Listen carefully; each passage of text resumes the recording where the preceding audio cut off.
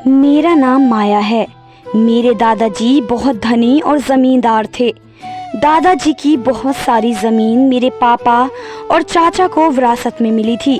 मेरे सिर्फ एक ही चाचा थे जो बहुत ज़िद्दी और लड़ाकू थे, इसलिए मेरे दादाजी ने अपने जीते जी ही सारी जायदाद का बंटवारा कर दिया।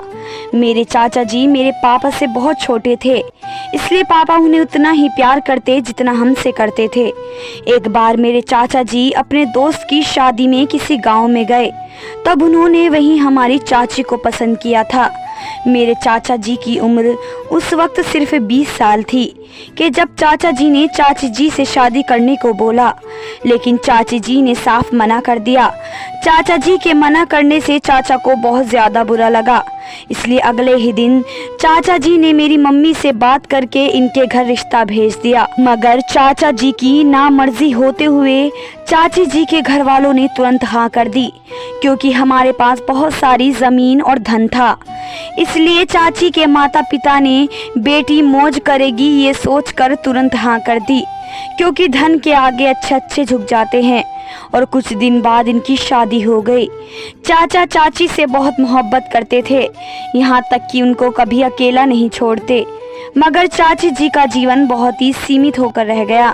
ऐसा लगता था कि शायद चाची भी चाचा जी की ऐसी मोहब्बत से बहुत ज़्यादा परेशान हैं, लेकिन उनको ये ज़्यादा दिन तक नहीं झेलना पड़ा, क्योंकि शादी के 3 साल बाद ही एक एक्सीडेंट में चाचा जी की मृत्यु हो गई। चाचा अपने हिस्से की सारी जायदाद भी चाची के नाम कर गए। सब सोच रहे थे कि चाचा से पीछा छूटने पर चाची खुश होंगी, लेकिन ऐसा बिल्कुल भी नहीं था, बल्कि चाची भी चाचा जी से उतना ही प्यार करती थी। ये देखकर सबको बहुत आश्चर्य हुआ था। कुछ दिन बीते तो सबने चाची को दूसरी शादी करने को कहा, लेकिन चाची जी ने बिल्कुल नहीं मानी और उन्होंने पूरी ज़िंदगी ऐसे ही रहने का फैसला सुना दिया। ये सुनकर काफ़ी लोगों ने उन्हें पागल भी कहा, लेकिन चाची जी ने किसी की कोई बात न सुनी और सबने लास्ट में उनको इनके हाल पर छोड़ दिया। चाची घर में अकेली रहती थी।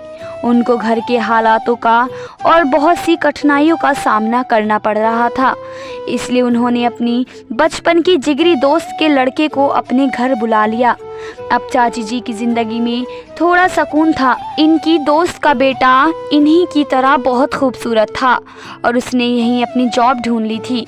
चाची जी अक्सर हमारे घर भी आ जाती थी। अब मैं भी बड़ी हो गई थी और मेरे मम्मी पापा ने भी मेरे लिए लड़का देखना शुरू कर दिया, लेकिन जो भी मुझे देखने आता वो मना कर देता, क्योंकि मेरा रंग सांवला था और दिखने में भी ज़्यादा खूबसूरत नहीं थी। जब कोई मुझे रिजेक्ट करके जाता तो मैं बहुत मायूस हो जाती, लेकिन मेरी मम्मी मुझे समझाती कि ये तेरे अंदर कोई कमी नहीं है और ना तेरा भाग्य ख़राब है, बल्कि देखने वालों की आंखों में कमी है। मैं मम्मी की बात सुनकर खुश हो जाती, मगर ये भी जानती थी कि सबको अपने बच्चे बहुत अच्छे लगते हैं, फिर चाहे वो जैसे भी हों। अब मम्मी पापा ने हर जगह मेरे रिश्ते के लिए बोल दिया और दहेज में बंगला और गाड़ी देने को भी बोल दिया। ये बात सुनकर रोज़ कोई ना कोई मुझे देखने आता और मना करके चला जाता। अब मैं अपनी ज़िंदगी से बहुत दुखी हो गई, क्योंकि मैं भी चाहती थी कि मेरी शादी हो, बच्चे हों और एक अच्छी फैमिली हो, लेकिन मुझे अब लगने लगा था कि मेरे सपने बस सपने ही रह जाएंगे। चाची जी हमारे घर आती और मेरे लिए दुख और अफसोस जाहिर करती। इस बात को लेकर मम्मी पापा में बहुत बार लड़ाई भी हुई। मेरी मम्मी पापा को बोलती, अगर इतना ही दुख है तो मेरी बेटी का रिश्ता अपने दोस्त के बेटे से क्यों नहीं करा देती, लेकिन पापा उन्हें समझाते कि आजकल के बच्चे अपने माता पिता की ही नहीं सुनते, तो फिर भी उनकी दोस्त का बेटा है, वो कैसे उनकी बात मान सकता है। लेकिन मम्मी नहीं मानी और एक दिन चाची जी से पूछ ही लिया।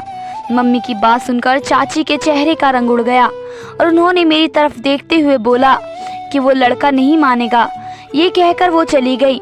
दिन ऐसे ही गुजरते रहे। रिश्ते वाले मुझे देखने आते और रिजेक्ट करके चले जाते। फिर कुछ दिन बाद चाची हमारे घर आई और उन्होंने मेरे रिश्ते के बारे में मम्मी जी से पूछा कि माया का रिश्ता कहीं हुआ या नहीं। मम्मी ने मना कर दिया और फिर चाची बोली कि मैंने अपने दोस्त के लड़के से बात की थी, उसने माया से शादी करने के लिए हाँ कर दी है। ये सुनकर मैं चौंक गई। मुझे चाची की बात पर यकीन नहीं हो रहा था, क्योंकि अंकित बहुत खूबसूरत लड़का था। खैर कुछ दिन बाद मेरी शादी अंकित से हो गई। शादी वाले दिन मैं अपने कमरे में बैठे सोच रही थी कि पता नहीं चाची ने अंकित को क्या बोला होगा कि वो मुझसे शादी करने के लिए मान गया। इतने में ही कोई रूम के अंदर आया। मैंने देखा तो वो अंकित थे। उन्होंने मुझे देखा और बोले, तुम बहुत सुंदर हो। यह सुनकर मेरी खुशी का कोई ठिकाना नहीं रहा। मैं बहुत ज़्यादा खुश थी। अब अंकित अपने ऑफिस से आते और मेरे लिए रोज़ कुछ न कुछ खाने के लिए लाते और मेरी बहुत तारीफ़ करते। अब मैं और मेरे मम्मी पापा सभी बहुत खुश थे और कुछ ही दिनों में मैं खुद को दुनिया की सबसे खूबसूरत लड़की समझने लगी। बस कभी कभी चाची जी का व्यवहार मेरे साथ कुछ खराब हो जाता। वह मुझ पर बिना बात के गुस्सा करती। आखिर थी तो मेरी चाची ही। मैं चुप होकर उनकी सारी बात सुन लेती। शादी के 10 दिन बाद ही मेरे पति का ट्रांसफ़र दूसरे शहर में हो गया और हम वहाँ शिफ्ट हो गए। मेरी ज़िंदगी बहुत अच्छी चल रही थी कि एक दिन मेरी चाची ने मुझसे बोला कि सबको फ़ोन करके ये बताओ कि तुम प्रेग्नेंट हो। मैं चौंक गई और बोली, मगर मैं प्रेग्नेंट नहीं हूँ, तो मैं सबसे झूठ क्यों बोलूँ। खैर, जैसे तैसे करके चाची ने मुझसे झूठ बुलवा ही दिया। यह सुनकर मेरे मम्मी पापा बहुत खुश हुए। लेकिन कुछ दिन बाद चाची का बढ़ता हुआ पेट देखकर मुझे बहुत हैरानी हुई और मैंने चाची से पूछ ही लिया कि ये किसका बच्चा है। तो बोली, ये तुम्हारे चाचा का बच्चा है। ये सुनकर मैं और भी ज़्यादा परेशान हो गई क्योंकि चाचा की मृत्यु को काफ़ी टाइम हो गया। ऐसा कैसे हो सकता था। मैंने सारी बात अपने पति से बताई। उसने भी मुझे बोला कि जैसा तुम्हारी चाची कहती है करो। अंकित की बात सुनकर भी मुझे ज़ोरदार झटका लगा। खैर, मैंने अपने पति की बात मानी और ऐसा ही किया। चाची ने एक लड़के को जन्म दिया और उसे पालने की सारी जिम्मेदारी मुझे सौंप दी। अभी 1 साल ही हुआ था कि चाची जी फिर से प्रेग्नेंट हो गई। अब मैंने फिर उनसे पूछा कि ये पेट में किसका बच्चा है, तो उन्होंने बोला कि तुम्हारे चाचा जी का ही बच्चा है। यह सुनकर मुझे बहुत गुस्सा आया और मैं बोली, ऐसा कैसे हो सकता है, तुम मुझे पागल समझती हो। फिर मेरे पति ने मुझ पर गुस्सा किया और बोले, तुम्हारी चाची सच बोल रही हैं, ज़्यादा बोलने की कोई ज़रूरत नहीं, ये जैसा कहती हैं वैसा ही करो। अब मैं खूब अच्छी तरह से समझ गई कि मेरी चाची एक अच्छी औरत नहीं है और मेरा पति भी मुझसे झूठ बोल रहा है। मैंने अब ठान लिया कि मैं सच्चाई का पता लगा कर रहूँगी। मगर फिर मैंने सोचा कि चाची तो सारा दिन मेरे साथ ही रहती हैं, मुझे इनके कारनामों का पता रात में जागने से ही लग सकता है। फिर मैंने रात में जागने की सोची, लेकिन मुझे इतनी गहरी नींद आई कि मुझे पता ही नहीं लगा कि मैं कब सो गई। मैंने दूसरे दिन भी जागने की बहुत कोशिश की, लेकिन जाग नहीं पाई। फिर मुझे शक होने लगा कि कहीं मेरे खाने में कुछ मिलाते तो नहीं, क्योंकि ऐसी नींद तो मुझे कभी भी नहीं आती थी। और अगले दिन जब मैंने खाना रूम में आया तो मैंने एक पॉलीथीन में करके खाने को खिड़की से बाहर फेंक दिया और सोने का नाटक करने लगी। लेकिन इस रात मुझे नींद नहीं आई। अब पक्का हो गया कि मेरे खाने में नींद की दवाई मिलाई जाती थी, लेकिन क्यों, उसका पता लगाना अभी बाकी था। मैं ये आंखें बंद करके सोच ही रही थी कि मेरे कमरे में कोई आया। मैंने हल्की सी आंखें खोली तो वह मेरा पति था। चुपचाप लेटी रही और सोने का नाटक करती रही। उसने मेरे माथे को चूमा और रूम से बाहर निकल गया। जब काफ़ी रात हो गई और अंकित रूम में वापस नहीं आया तो मैं उठी और रूम से बाहर देखने लगी। मुझे कोई नहीं दिखा। फिर मैं चाची के कमरे की तरफ गई और कमरे के अंदर देखा तो मेरा सर पर जैसे आसमान टूट पड़ा, क्योंकि चाची और मेरा पति एक साथ एक ही बिस्तर में थे। मैं अंदर गई और वे दोनों मुझे देखते ही घबरा गए और चौंक गए। मैंने एक जोरदार थप्पड़ अपने पति को लगाया तो चाची ने मुझे बोला कि खबरदार अगर मेरे पति पर हाथ उठाने की कोशिश की। ये सुनकर मुझे और भी ज़्यादा झटका लगा, क्योंकि चाची ने सबसे झूठ बोला कि वो उनकी दोस्त का बेटा है और धोखे से मेरी शादी भी उससे करा दी।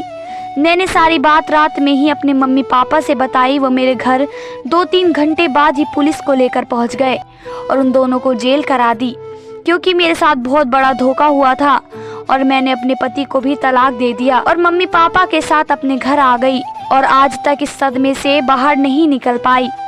दोस्तों, उम्मीद करती हूँ कि कहानी ज़रूर अच्छी लगी होगी। अच्छी लगी है तो चैनल को सब्सक्राइब ज़रूर करें। धन्यवाद दोस्तों।